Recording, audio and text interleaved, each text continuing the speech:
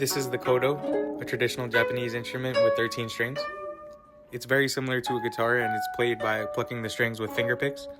It's been a part of the Japanese culture for over 1,000 years.